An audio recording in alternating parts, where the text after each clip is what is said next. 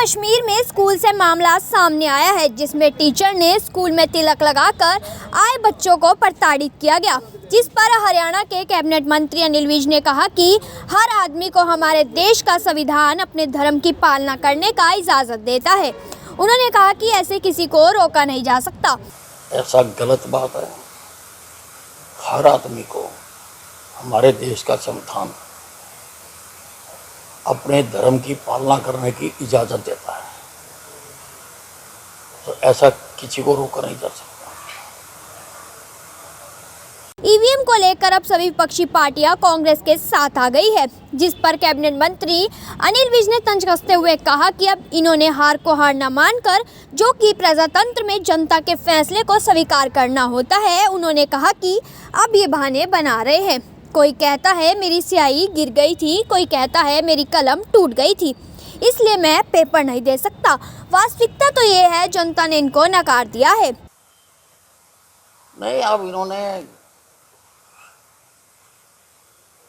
हार को हार ना मानकर जो कि प्रजातंत्र में जनता के फैसले को स्वीकार करना होता है, अब ये बहाने बना रहे हैं। कोई कहता है मेरी शाही गिर गई थी, कोई कहता है मेरी कलम टूट गई थी, इसलिए मैं पेपर नहीं दे सका। वास्तविकता तो ये है कि जनता ने इनको नकार दिया, बुरी तरह से नकार दिया, जिसको इनको अब मान लेना चाहिए। वहीं अरविंद केजरीवाल ने झुग्गी झोपड़ियों में जाकर लोगों से यह कहा था कि अगर वे लोग भाजपा को वोट देकर जिताएंगे तो उनकी झोपड़ियां गायब हो जाएंगी, जिस पर पलटवार करते हुए हरियाणा के मंत्री अनिल विज ने कहा कि भाजपा ने ऐसा कभी नहीं कहा। उन्होंने केजरीवाल को झूठ के मशीन गन बताया और ये झूठ पर झूठ बोलते रहते हैं। बीजेपी ने तो ऐसा कभी नहीं कहा। ये तो केजरीवाल जी के मन की पैदावार है। बीजेपी ने कब कहा ऐसा? झुग्गियाँ पहले भी लगी हुई वहाँ पर। केजरीवाल जी झूठ बोलने की मशीन करना है। ये झूठ पे झूठ, झूठ पे झूठ, झूठ पे झूठ बोलते रहते हैं। दिल्ली के पूर्व मुख्यमंत्री अरविंद केजरीवाल ने कहा कि पिछले 2 महीने से दिल्ली में कानून व्यवस्था ठप हो गई है, जिस पर पलटवार करते हुए मंत्री अनिल विज ने कहा कि केजरीवाल की ऐसी नकारात्मक सोच हो गई, वे डिप्रेशन में चले गए हैं, जिसमें उन्हें हर चीज गलत नजर आती है और हर चीज में वे खोट देखते रहते हैं। अब केजरीवाल जी की ऐसी नकारात्मक सोच हो गई है, वह ऐसे डिप्रेशन में चले गए हैं जिसमें उनको हर चीज़ खराब नज़र आती है। दिन भी उनको रात नज़र आता है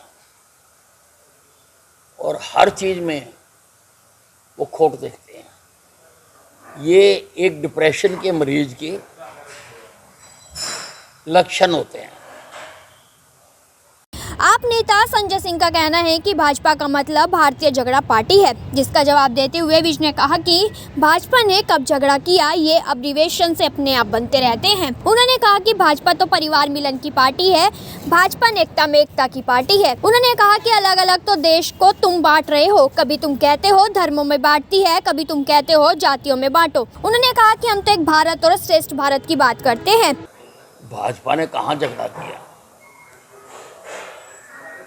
अब ये एब्रीवेशन से अपने आप बनाते रहते हैं। भाजपा तो परिवार मिलन की पार्टी है, भाजपा अनेकता में एकता की पार्टी है।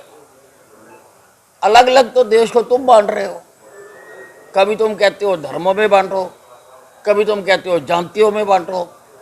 हम तो एक भारत श्रेष्ठ भारत की बात करते हैं।